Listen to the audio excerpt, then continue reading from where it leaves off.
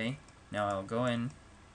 Once you have it laid out like this, the final thing you do is you check and make sure that there are no parts of it going outside of this border. Here's a part that's really close. So I wonder if I could just move it up just a little bit. Let's see if I can move this entire thing up just a little bit too. So now I have a little more gap there, a little more gap there. Okay. Check around. So here I'm good. Just go up and around.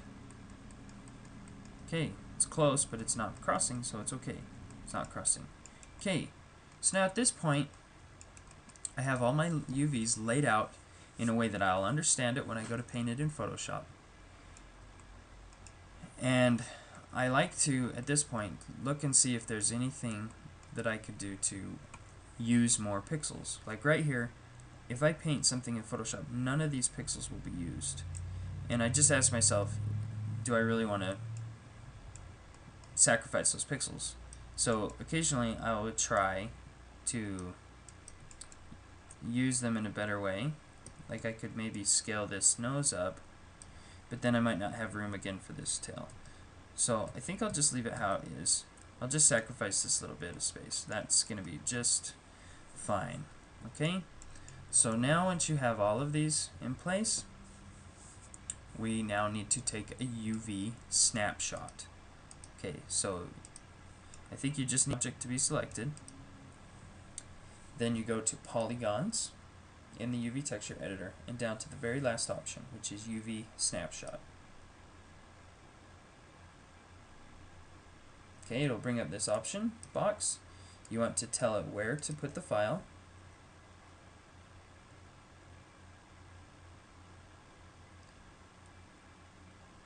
So I'll just put it on my desktop, and I call it Pig UVs. And then I want to make sure that, okay, I can't change the settings of what it is, but I hit save here.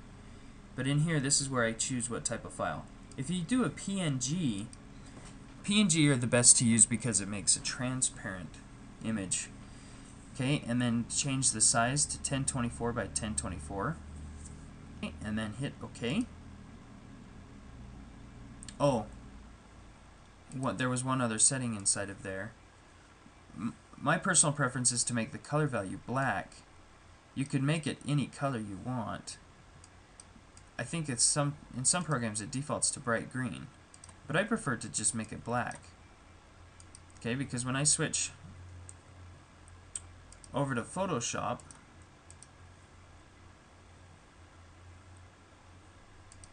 and open it, see, I need to find Pig UV.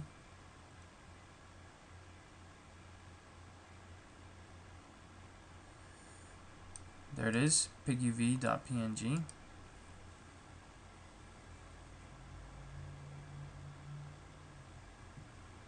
Now I have a transparent image. When I zoom in, there I can see the wireframe and I can turn off that layer. Okay, so now I can begin to paint my image. So I'll create a new layer, switch to some type of pink, I don't know.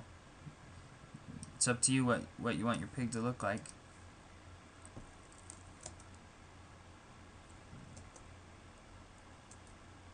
Oops.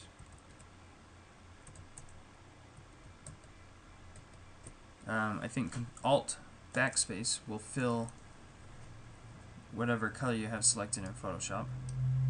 Okay, so now I have these two layers, and I have the wireframe, so I can turn that off and on. And then I have my base color. Then I create a new layer and just start painting in details. I could paint the eyes black. I can turn up my color there, so paint my eyes black. Put 2 dots for his nostrils on his nose. I could choose a lighter pink and paint his belly. Okay, so how do you know which one is his belly? Is it this side or this side? it's going to be the side on the left, I believe. I'll paint that up. Okay. Also, on his ears, on the inside of his ears, I'm going to make those lighter. And this might be incorrect. I don't know. I'm going to make the cheeks rosy. Bring in some red.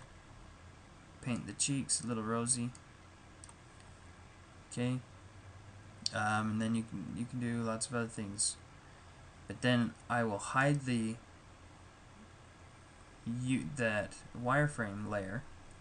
Do a file save as, and I could just save it as a PNG, and then I'll say color, save, go back into Maya, and I need to go select my pig and go to assign favorites material.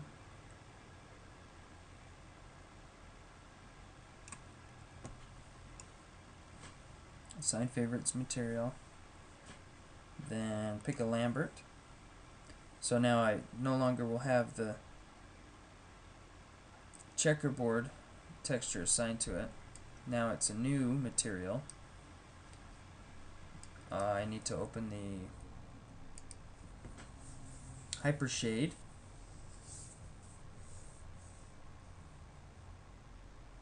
Sorry, my computer's a little sluggish. And then in the Hypershade, I can assign the file that I created in Photoshop. And it will show up inside of the UV texture editor right here. Using these two buttons, you can toggle on or off whether or not you see the image in here. You might not even need to see it in here. It's more you want to see what it will do on the model itself.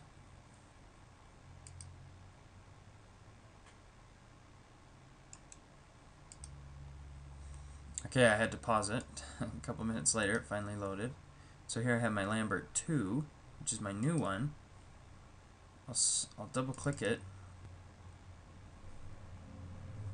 I'm going to minimize my texture editor so that I can see my color channel. Click on color. And go to file. And it should load up the file here. Okay, turn on or select the folder,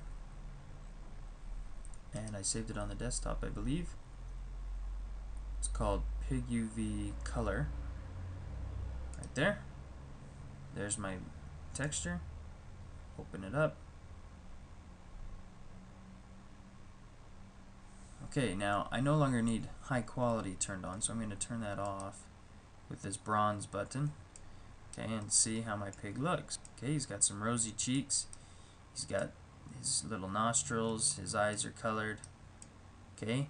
Oh, now it looks like I did the wrong side for the back.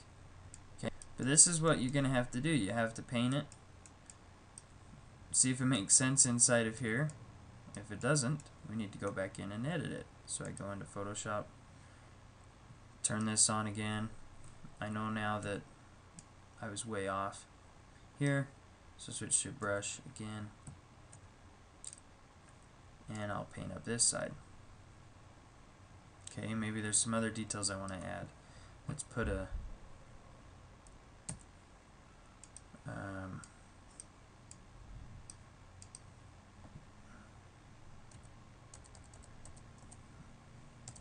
some type of change on the arm here, or just a heart or something, just so we can see what it'll do.